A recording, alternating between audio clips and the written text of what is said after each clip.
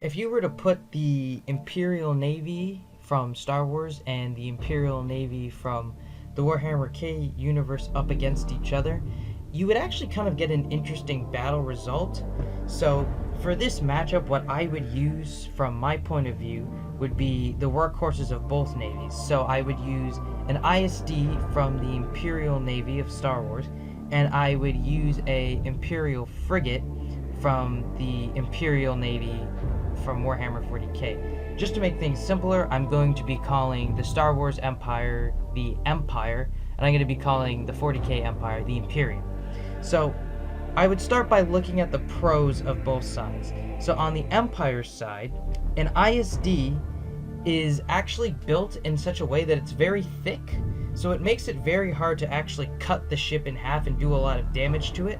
Any blows to the ship would glance off the side of it most likely, just because of the triangle shape, and it actually makes for a very offensive weapon. The ISD has the ability to mass a lot of TIE fighters, which is super helpful in terms of screening. When fighting in like the 40k universe, TIE fighters are pretty useless. They wouldn't really do much considering the yields from 40k weapons, but if they're just creating a defensive screen around the Star Destroyer, that's not bad, as long as the Star Destroyer can launch its fighters before being attacked by anything from the 40k universe. They also have turbo lasers. Now, I don't actually know the yield on turbo lasers compared to the yield of weapons in the 40k universe, but they seem like they're actually near the same level as Imperial like laser turrets in that idea. So I think that the fact that an ISD is armed with over 40 turbo lasers and 8 massive guns right on the top of it does it a very big advantage when it comes to defending itself, not necessarily going on the offensive. The ISDs also have very large crews, which can help in terms of defense when it comes to boarding action, which might happen in a battle.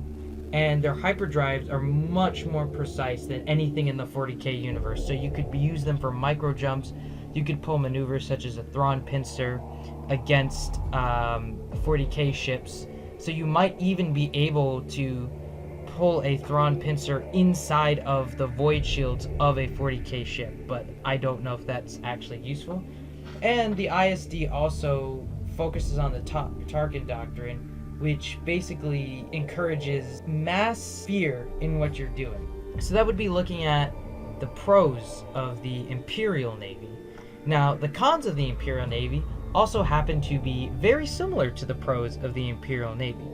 So, TIE fighters are actually quite garbage. They're really just a ball with 2 wings. They don't have shields. Their weapons don't do much. I think they carry about 2 to 3 torpedoes. And those are proton torpedoes, so those aren't going to do shit to a Imperium battleship, or not a battleship, a frigate, but you know, same idea. The ISD also has the very glaring issue that its point defense is terrible. So if the starfighter screening gets broken and the starfighter defensive line gets broken, that's it. You see constantly the rebels taking out, like, just with like 4 or 5 fighters, entire ISD squadrons, and it's disturbing how easily, once you break the fighter screen, that you can take out an ISD. And the Warhammer 40k starfighters are like X-Wings pumped up to 10, and TIE fighters just aren't going to be able to stand up to them. Now, they have strength in numbers, but I feel like you're going to be fighting the same idea. Also, you know, given that idea, the ISDs won't be subject to hit and run attacks because 40k fighters are also carried on carriers, and they carry less of them, but their fighters are just much more bumped up. The other problem with ISDs, besides having a lack of point defenses, they have no guns on the bottom of their ships, really. And they have no defensive guns on the bottom of their ships. I mean, the bottom of an ISD is really just completely exposed. In some models, in Corellian models, it's a little less abhorrent, but they definitely have issues there, and I feel like the structural weakness of that is very apparent considering they put their TIE fighter bay in the bottom of their ship. So if an Imperial captain wanted to, what he could do is he could just put his plasma engines at full speed and just ram the shit out of the bottom of an ISD. He could even try and ram right through the fighter launch bay, which would cripple the ship. They wouldn't be able to launch any fighters, so they wouldn't be able to create a defensive screen. Now we move on to looking at the pros and the cons of the Imperium's navy. So, when it comes to an Imperium frigate, Imperium frigates aren't necessarily the workhorse of the navy, really cruisers are, but they still play their role in basically a patrol vessel. Now, the thing with Imperium ships is that they are exposed to constant warfare. Like, in the Star Wars galaxy, it's constant warfare. It's called Star Wars. But in Warhammer 40k, it's not anything on the scale of a Star Wars galaxy. Like, you might get a battle where it's like a couple of rebels take down an ISD and oh my god, everyone's died on board. But like in 40k, that's a good day if you die that quickly. In 40k, if you're fighting a battle and at least half of your forces don't either turn traitor, turn chaos, or side with the Xenos, then that's a good day. In 40k, the insides of ships are just these massive cathedral mammoth forces where millions possibly of crew are working to just simply reload weapons. The ships are thousands of years old on their own sometimes. It's just the scale is completely off. However, they're about the same size and they have about the same strength. Now, when it comes to the actual pros of those ships, Imperium ships have ramming prows built into them. So the prow of the ship is just basically used for beating the shit out of anyone. They put their engines on full and they just go. And that will definitely damage an ISD. Now, it might glance off the ISD because an ISD is triangular shaped, so that helps diffuse ramming energy throughout the ship. But I doubt that an ISD could sustain multiple ramming attacks from a 40k ship, considering they're not thin, but they're not really that thick either. And ISDs they fight like a ship of the line in the 18th, 19th century style of naval warfare. But when it comes to advantages experienced by the Imperium, they have void shielding, which from what I can gather looks like it's much more powerful than just the standard energy shielding of the Star Wars galaxy. And they also have torpedoes, and I think the reason torpedoes would be so effective against the Star Wars universe is because ISDs aren't fast. They're really slow, they're bulky. They're not slow in the sense of like they just don't move, but they're not going to be fast enough to evade torpedoes, and they're not built the same way 40k ships are. 40k ships are built much more like terrestrial Earth ships, whereas ISDs are built in a triangular fashion off of an old Sith design. So when you have to go up against torpedoes, they're not used in the Star Wars universe. So most of the crews on the ships either A, wouldn't have any experience handling torpedoes, and B, if they did, you can't just turn into a torpedo path like you could with a 40k ship. If a ISD turns into a torpedo, they're going to wreck the front of their ship, and they're actually most likely going to damage internal fighter bays, shielding, as well as just hull plating in general. And also, when it comes to advantages experienced by the Imperium, their ships are just old. Like, they're old in the sense of, like, they have their own machine spirits. Like, their ships have personalities. In Star Wars, you don't really see that. You see droids having AIs implanted in the ship, like you could see with, like, Star Wars, and you could see with, like, the Millennium Falcon in Star Wars, but you don't see that in Star Wars. In 40k, ships have their own sense of self-preservation sometimes, even. So ships will fight to the death no matter what. Now, granted, they can move fast, but they have very hard time covering long distances. However, their crews are basically fanatic religious zealots that will stop at nothing to see the enemies of the Empire purged. I mean, even in like Star Wars, you don't see that kind of dedication from troops. You really don't. People defect from the Empire all the time to the Rebel Alliance. And people do defect in 40k, but they're instantly killed by their friends, or who used to be their friends and their crewmates. You don't see the religious dedication in the Star Wars universe that you do in 40k. 40k Frigate also has the ability to just launch boarding actions, and they have the ability to launch not necessarily Astartes level troops. They don't have Space Marines, but they do have naval combat marines and naval just combat troops in general. And anything the Imperial Guard is using, is going to melt right through any defenses that a Stormtrooper Corps or naval troopers can do on an ISD. I mean, in all honesty, if they beam aboard or if they have boarding craft, once they land there, the lasguns are going to tear through any Stormtrooper armor. I mean, these things are said to have the power of, like, main battle tank cannons. I don't believe that, but I think that just the Imperial Guard, like, fighting Stormtroopers would be an easy day for them.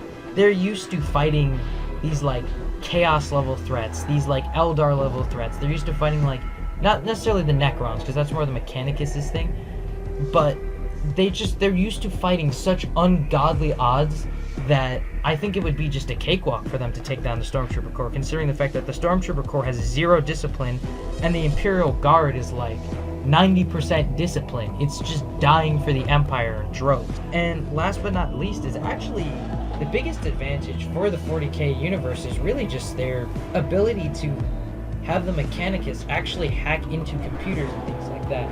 In Star Wars, they have literally 0 cybersecurity. Like, just an astromech can hack into, like, the Death Star mainframe. And that's just a droid, not even using creative solutions. So if you get an actual Mechanicus Magos to hack into an ISD computer system, he could probably shut the weapons down, and they could probably take the ship captive and start examining it for more details. Now, if the battle is going to take place, what it's most likely going to be is the 2 ships running into each other. I doubt either ship is going to be really hunting for each other, since neither faction really knows of each other's existence. This is a first contact battle. So I suspect that the Empire would most likely hail the Imperium frigate first, because that's more along the lines of Imperial protocol. They'd most likely be interested in where this ship came from, as it doesn't match any factions in the known Star Wars galaxy. Vice versa, I doubt that would happen. I think the Imperium would just engage on first sight, assuming them to be some sort of Xenos, most likely Tau design, because it's one of the more clean-looking races in 40k. So what they would most likely engage with is first a dialogue. The dialogue would last all of 10 seconds, as the Imperial captain would most likely accuse the human captain on the bridge of the ISD of treason, where they would then engage with void torpedoes, as well as beginning to close the distance between the 2 ships, most likely, so that they can get within firing range of their cannons. Now, I think pretty quickly the captain of the frigate from the Imperium will realize that the ISD actually does have quite a bit of power generation capacity when it comes to turbo lasers. Once they start getting hit with that, the ISD will most likely, in response, launch its fighters and begin to close the distance as well. Now, what will probably happen first is that the Imperium captain will go for a ramming maneuver right off the bat. Now, he's not going to know the ISD's inherent weaknesses. He's probably going to go ramming for the main structure, just to do as much damage as possible. Now, he's not going to ram along the sides because he's battle hardened and he knows that. He's just going to glance off the sides. He's probably going to ram the bridge first, and that would end the battle very quickly. The battle would probably last all of 20 minutes, but I doubt that he'd actually go for the bridge right off the bat. No, he's going to be battle hardened, so you never know. The captain on the Star Wars side won't know what the hell is going on. He'll definitely respond by launching fighters first, and he will close the distance so that his turbo lasers can come in range. But other than that, he'll be completely clueless as to what he's doing. I mean, the Empire never actually goes up against any valid threats at any point in time. So most likely, they'll try to launch some form of boarding mission or something like that onto the Imperium ship, which will instantly get everybody on that boarding mission killed, which that'll pretty much be the extent of the Empire's offensive abilities. I'm sure they'll pelt them with turbo laser fire for a little while until they try to wear down their shields, and they'll send fighter volleys against the Imperium frigate. Now, the fighters will probably do enough damage until Imperium point defense takes a lot of them out, but in all honesty, what would most likely happen is the Imperium ship would activate its lance laser and just start cutting away at the ship. Now, eventually, if they're both in enough contact and they're maneuvering around, the Imperium captain will probably just swoop underneath the ISD and just give it a full force ram as long as possible into the fighter bay of the ISD.